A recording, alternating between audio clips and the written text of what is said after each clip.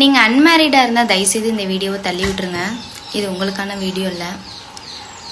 நிறைய பேர் husband and wife ரொம்ப ஃபீல் பண்ணுறாங்க. ஒய்ஃபு ஏன் அப்படின்னா, என் ஹஸ்பண்டு வேற யார் கூடயோ டச்சில் இருக்காங்க அப்படின்னு ரொம்ப ஃபீல் பண்ணுறாங்க. அதுக்கு காரணம் ஒய்ஃபாக இருக்க நீங்கள் தான்.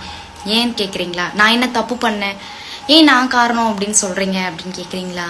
கண்டிப்பாக நீங்கள் காரணம் தான். ஹஸ்பண்ட் வெளியில் போயிட்டு வர்றான் அப்படின்னா, வேலைக்காக இருக்கட்டும், ஆஃபீஸ்க்காக இருக்கட்டும், எங்கேயோ போயிட்டு வர்றான், வெளியே எங்கேயோ போயிட்டு வர்றான். அவனுக்கு போன இடத்துல 1000 பிரச்சனைகள் இருக்கும், பயங்கர டென்ஷன் இருக்கும். அப்போது வீட்டுக்கு வரும்போது நம்மளை பார்த்தோன்னே அதிகமான ப்ரெஷர் ஆகும், அதிகமான டென்ஷன், இப்படி எல்லாமே அதிகமாக இருக்கும் நம்மளே பார்த்தோன்னே. ஏன் அப்படி அதிகமாகுது தெரியலையா?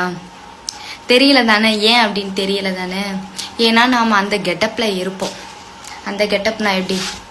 ஒரு அழுக்கான நைட்டியை போட்டுக்கிட்டு, ஒரு கொண்டையை போட்டுக்கிட்டு, வேர்வை ஸ்மெல்லு, நம்ம மேலே வேர்வை ஸ்மெல்லு, வேலை பார்த்த வேர்வை ஸ்மெல்லு, அதெல்லாம் பார்க்கும்போது அவனுக்கு அதிகமான டென்ஷன் ஆகும்.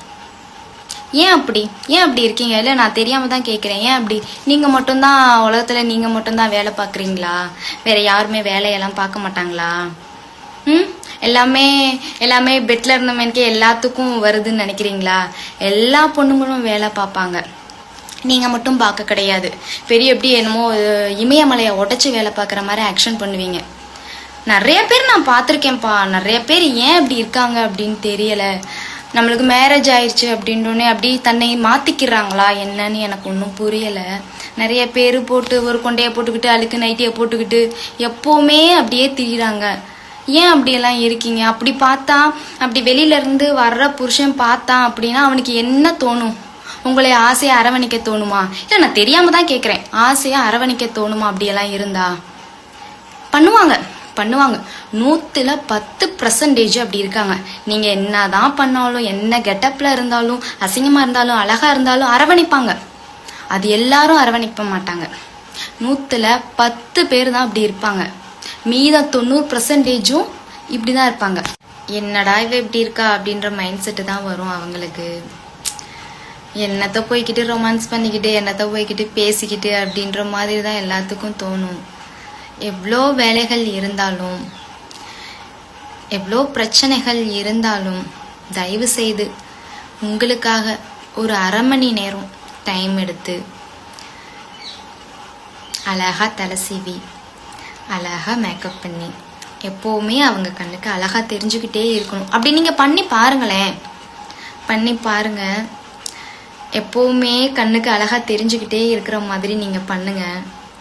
அவன் யாரை பார்த்தாலும் நம்ம பொண்டாட்டியை விடவா அழகு அப்படின்ற மைண்ட் செட்டுக்கு கண்டிப்பாக வருவாங்க.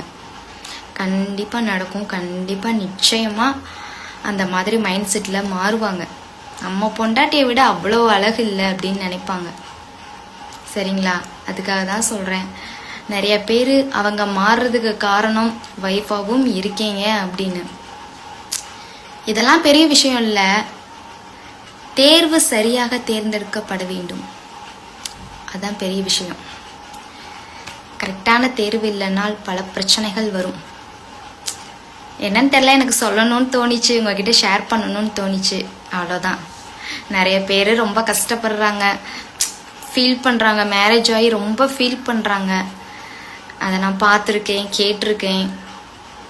அதனால நான் சொல்கிறேன்.